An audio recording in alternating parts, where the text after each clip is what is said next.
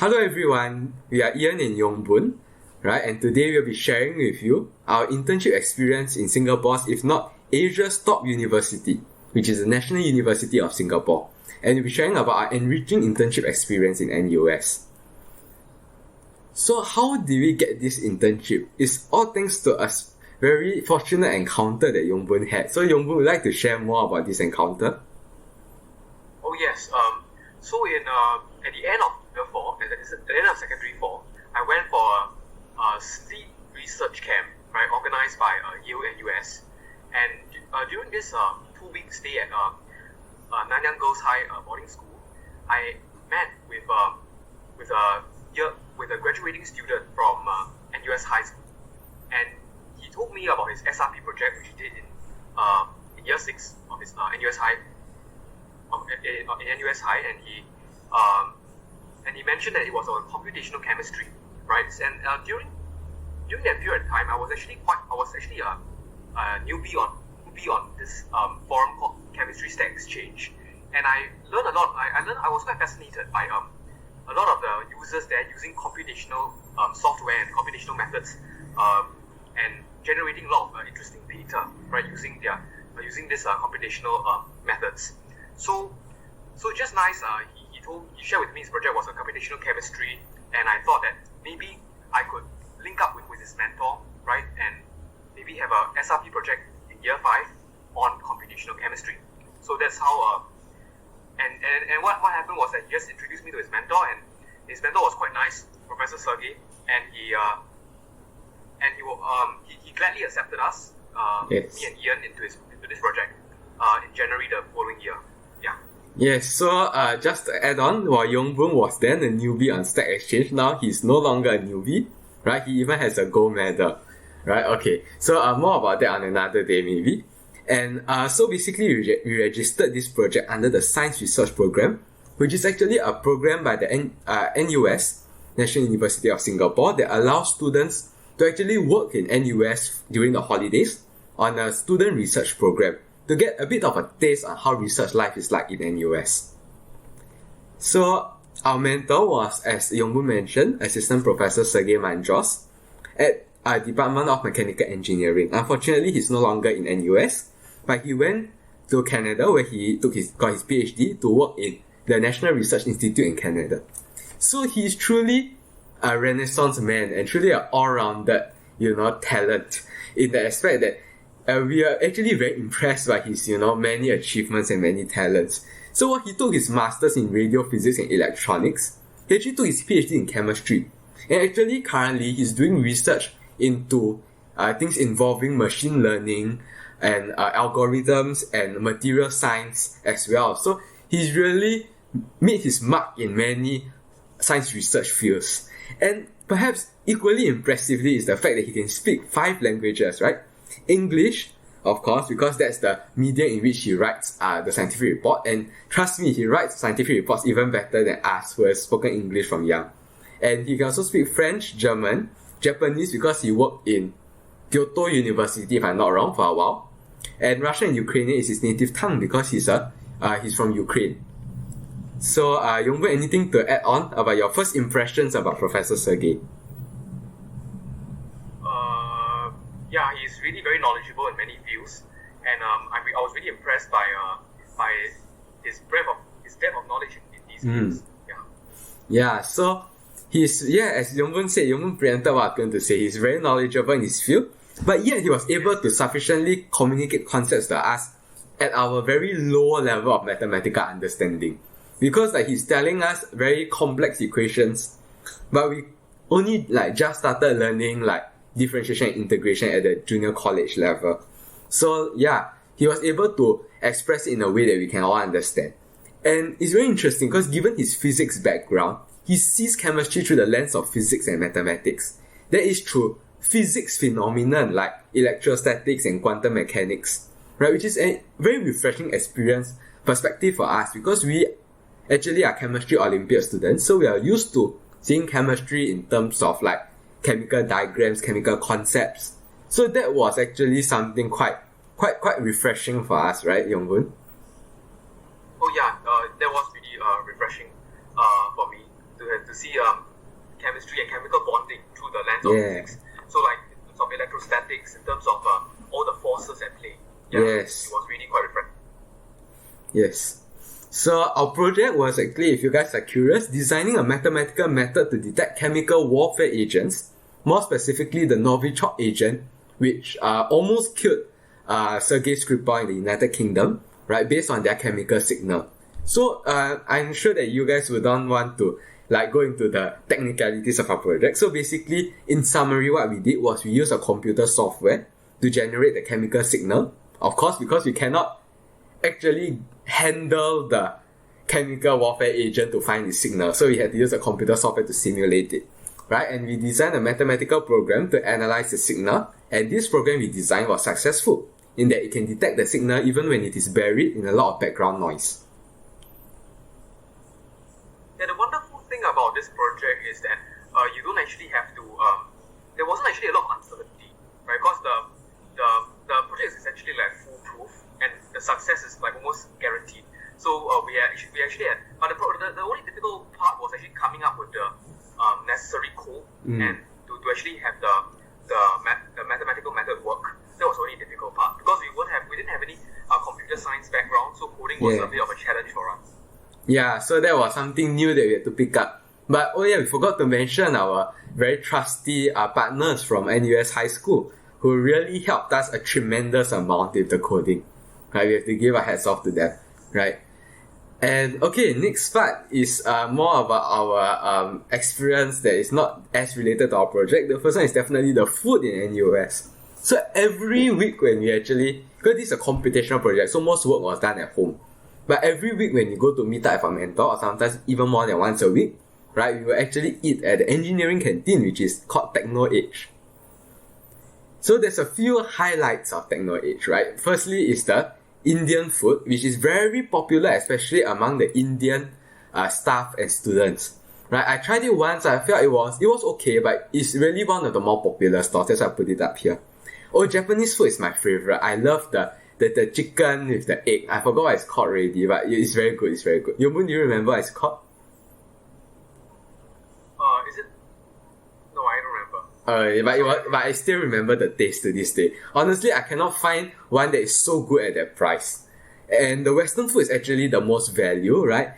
Because you can get the largest portions, right? Generous portions at really very, very cheap prices. I forgot what the prices already, but it's like less than $5, right? You get pasta with meat and everything, right? Yeah, it was very valuable. Yeah, so unfortunately, we were very sad to learn, right? When we actually learned it with a rude shock, because when we arrived at engineering faculty, right, in 2019, when I forgot why we were there, but we were there for, what were we there for? I think we were there to meet up with Professor Sergey regarding the subsequent project on D2O and H2O. I think it was some other project that was not related to our SRP project. Was some other the extra task which he gave us, to meet up the extra task. Yeah, then we took the bus thinking everything was going to be as per normal. We got off. Then when we walked and we saw past the trees to see the boards that covered up what used to be our favorite engineering canteen Techno Age, I tell you, we were absolutely shocked. And at first we thought it was just maybe the outside doing some renovation. I think we tried to find another way in, right? But we failed. Yeah, then we saw a student and then we asked him about where was how to get the Techno Age. Then he told us it's closed already. Yeah, it was really a rude shock and a heartbreaking moment. Yeah, so, and unfortunately some stores will no longer be there when it reopens, but we are hoping that our favorite stores will still be there. Okay, the science faculty canteen, Frontier. We visited it a few times, maybe not really for SRP project, but for our other times when we visited NUS, if I'm not wrong. And it's more high class definitely than Techno Age, because it's newer also with an air-conditioned portion. So apparently the Ayam Penyet store is very famous, but I haven't tried it myself. Yongbu, have you tried it? Yes, I tried it 2 or 3 times, right? It's really quite good. And next to the Ayam Penyet store, there's also another store selling like Western food, also at a very good value. Yeah, in the air-conditioned efficient part of the canteen. The frontier canteen is much bigger than NUH, I think. Yes. Many more stalls as well. Yeah, definitely larger. And if I'm not wrong, there's also very exotic food choices, like for example Taiwanese food, which is something you wouldn't expect to see in a canteen, right? Oh yeah, it's like the kind of Shilin kind of style. Yeah. So but our mutual friend Zhijie actually thinks that wonton noodles are the most value for money. Yeah, he always eats it. I know this. He always chooses that one. Yes. Yeah, but personally, I find it's not the best that Frontier has to offer, right? I've never tried it before, so I don't know whether is it okay. as good as he says. I tried it before. It's okay. He also admits it's just okay, but he goes there because it's very cheap. Yeah. Wow. So let's see what's next. Getting around in NUS, the good, the bad, and the ugly. The good is definitely free shuttle bus. Like when I first went to NUS the first few times, right, I instinctively took out my wallet when I bought the shuttle bus, thinking I need to tap. But then I realized, it's free. And then I still continued to do that out of like habit for a while. And then I remember after a while, after I got used to it, I boarded a normal SBS bus in NUS, and I almost forgot to tap. Okay. Yeah, but the bad is that we often like went for project meetings on off-peak hours, because after our school, right? After our school has ended, then we go to NUS for the meeting. So sometimes there can be a pretty long wait for buses occasionally. Not always, but sometimes. But not very long, I think around 10 to 15 minutes. Yeah, it's okay, it's okay. It's not that bad. Yeah, so it's the okay-ish, not really bad. But the ugly will definitely be squeezing with lots of students during peak periods. Oh yeah. Yeah, so that, and a lot of the students get off at the same stop as us, right? Central Library, is it? Yeah. Yeah, so we have to squeeze with them all the way until we reach our stop. So they don't disembark halfway through, unfortunately. And there also isn't enough shelters in NUS. Like if you, after we arrive at the bus stop, walking to Professor Sergei's office, like the first part of it isn't really sheltered. So when it rains, you also need to have an umbrella and on the ready. Otherwise, you're gonna get trouble moving there. Yeah, that's true. So generally, I found that the people in NUS are generally very friendly. Like for example, that case when we thought Techno Age still existed and trying to find it, right? A student told us, it's gone, right? Demolished. And I think generally the students in NUS and the staff, they are also very friendly. Professor Sergei's colleagues were extremely welcoming, even though we were just sitting at the back of the research group meeting, probably being a distraction and nothing much else, right? But they still interacted with us. When you ask questions, I think they still answered us, right? Yeah. And the people there is also very international, right? Professor Sergei comes from Ukraine. Then his other colleagues, they read from next one, okay, right? The next slide, right? Sorry, yes. Yeah, so German professor, Chinese from PRC, and Indian from India, right? Graduate students. And yeah, so but they can all communicate well with each other because they know what they're talking about. But the problem is, right, for us who don't know what they're talking about because it's too high level, sometimes their accent makes it even harder to understand the technical jargon. But I guess it's more of our fault, right, rather than theirs, because I think they are sufficiently clear to communicate with a peer in their field. Yes. The accent really does make the technical jargon even more confusing. Yes. Yeah, but yeah, otherwise I think they're all very nice people anyways. We in fact had two how do you call them? Dr. Chen Yinqian and Dr. Amrita Pao. What are their positions? Postdoctorates, is it? Yeah, they're postdocs. Yeah, two postdocs actually helping to teach us about the software that we are using, and they're all very patient. Even though it's probably a big waste of the time, it's detracting from their main research work, right? And but they still were very helpful. I remember few times we had to borrow their accounts, right, to do the work because our accounts expired. And yeah, they are still very accommodating. So I think I appreciated that a lot. Now speaking of those two postdoctors who helped us, I recall that they actually work in a very cramped environment. When I entered their office, it was quite surprising how little how small their workstations were, right? And they really try to pack the room to the fullest. And when Professor Sergey was trying to give us a workstation, temporary workstation when we go to NUS, he couldn't find one. He couldn't find a laptop for us to use. So it's really working at full capacity. Yeah, NUS. Yeah, I guess that's because the engineering faculty building is also pretty old, right? Right. At least I had that feeling. Yeah, so maybe it will get better in future because I do know they're always doing renovation work, right? When you walk through NUS, you always see them renovating. Yeah, it's always renovation work. That's a good thing. Yes. Yeah, and the hilly environment of NUS definitely deserves a mention, right? Sometimes you enter a building at level 1, then you just walk like across the block and cross a bridge, then suddenly you're at level 5 of another building. So the terrain in which the buildings are built on is really goes up and down quite a lot. Yeah, it's you can really lose your way if you don't know where you're going. Yeah, so if you do ask around if you're in NUS and you suddenly realize that you're not going in the right direction. Yeah, sometimes Google Maps is very misleading because like you can walk in the general direction, but because there's hills and like bushes and trees in the way, right? Like you may be forced to take a huge detour in order to get to your destination. Yeah. Yeah, I remember the first time I was trying to find the Faculty of Engineering. Like I got off at Yusof Ishak Hall, then like I knew that it was in the general direction over there, but like there was like some like hill and some forest and I was very confused. And I even like walked like ducked my head under some barricades in a bit to get a quick way there. But of course now I know the way there lies. I was just very lost that time. Yeah, so yeah, NUS is constantly being rebuilt, renovation works are always seen. Oh, a new block was recently built when we were at Faculty of Engineering, right? The one that is like in the center of some U-shaped courtyard, do you remember? I can vaguely recall, yes. Yeah. And the canteen currently is being rebuilt. Yeah, we hope that I read online that it's going to be aircon. So that's a good news for me because I'm planning to enroll in Faculty of Engineering in a few years' time. Okay, why are we back to this? Oops.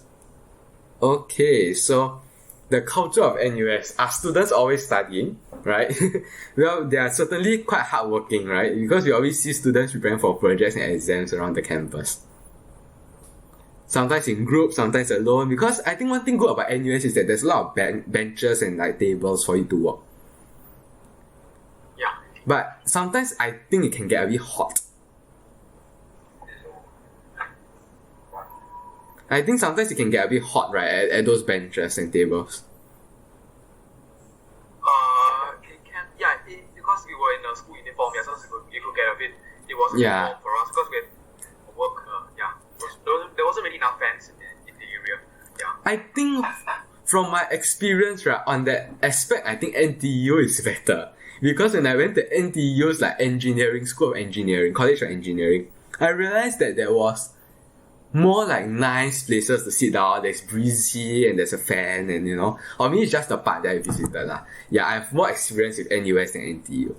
Okay, so however, we do see banners advertising many sports and extracurricular events, right? Like okay, I showed this photo. It's not taken by us. I took it off online, but like this kind of like banners is like we do see on our way, right? Inter-varsity games, right? We do see such banners while walking from Professor Sergey's office to Techno Age, right? Do you recall? I think I also recall seeing some students playing sports. Yeah. In some common space. Yeah. Really designated for school, but they also play there. Yeah. So I guess students do have a work-life balance, right, in NUS. Yeah, so, and I heard that living in NUS halls require participation in extracurricular clubs as events as a prerequisite. I heard. I'm not so sure, maybe I'm wrong, but I do hear that there's this requirement. So the culture is very international, I must say. Okay, in terms of food, right? There's Singaporean food in canteens, there's modern Western food in the cafes. Some of the cafes really look very atas and high class, with all those Western food and stuff. And international students and faculty members. Perhaps they don't provide enough the European and professors from Europe and Russia, right? Because I don't think there's enough Russian and European food in the canteens. So maybe Professor Sergey, maybe not. If he's a picky eater and only eats food from his home native country, then perhaps he's not able to find his the fare that food over here that provides for his taste. Yeah. But I don't think so, because from his old photo, I think he has gained weight from his old photo. Okay, is it? Okay, never mind, we sidetracked a bit. So yeah, there's also many cultural clubs, various religious student groups, right? You do see posters around like special blessings for your exams, right? Put up by various religious student groups. So have you seen? I've seen it in the Faculty of Science, one of the billboards next to LT27 or something. Yeah, it was like a Buddhist study group, and it's like they invited some monk to talk or something, and then they were like, with free exam blessings and something. So it was quite amusing, like so it's good that there's this, interracial, intercultural harmony that's also reflected on campus. Yeah, but I didn't notice that one. Okay. So faculty members and students are also very passionate in what they do. Like there's many interest clubs which I heard that NUS students really participate very much in. Passionate discussions, I remember, during the research group meetings that even extend, not really late into the night, but far past dinner time, I would say, right? Past our usual dinner time, 7:30 or something sometimes, right? Oh yeah. It was once there was our research group meeting with Professor Sergey's and colleagues. They extend past 7:30. Partly. Yeah, we went to Clementi to eat. Yeah, good memories, like murtabak and other Indian food. Yeah. So our professor research group even talked about research work during their colleagues' farewell party. Like we weren't present, but we saw an email from Professor Sergey to his research group because we are in the loop. And he said, let's meet somewhere for this farewell gathering, and somewhere where we can also talk a bit of research. So it was it impressed us like the extent of commitment, interest they have in their work. That even at the farewell party, they would like to talk a bit about their research work. Yeah, he was suggesting some restaurant in Newtown or something. Yeah, in NUS. If I remember correctly. Yeah. So the results of our internship, is this is a nice photo we took at the Singapore Science and Engineering Fair. And thanks to the great guidance of our mentor and the contribution definitely by our NUS high teammates right over here. One of them is missing, but due to the efforts and the guidance especially by Dr. Chen Ning-Qian and Dr. Amrita Paul as well, we did very well. You got a gold medal, right? Yeah. So we also published a paper in the journal Molecules. Actually, this was mainly the work of Professor Sergey because he was more experienced in the administrative stuff, right? He published how many papers? More than 200 on his webpage. Oh yes. Yeah. This is number 165 or 168 or something, but I think he's broken 200 already. Yeah. And but most important is the intangible parts, in my opinion. Many good memories of traveling and eating at NUS, eating at Clementi after the group meetings, and we saw chemistry through the lens of physics and maths, which was really eye-opening. And we also learned much more about research in a top global university, right? In fact, I think engineering NUS is, I would say, top 30 in the world, right? By most rankings. Yeah, I thought you would say was it top 10 or something? Was it top 10 itself? For some departments in the Faculty of Engineering, it was. But I'm not so sure about mechanical. Materials engineering is the one you're talking about. Yeah. But definitely very, very high quality faculty staff there. Yeah. So I think that... Yeah. Maybe the rankings will drop because Professor Sergey left. Yeah. So, I think that's the end of our presentation. Do you have anything else to add, Yongbun?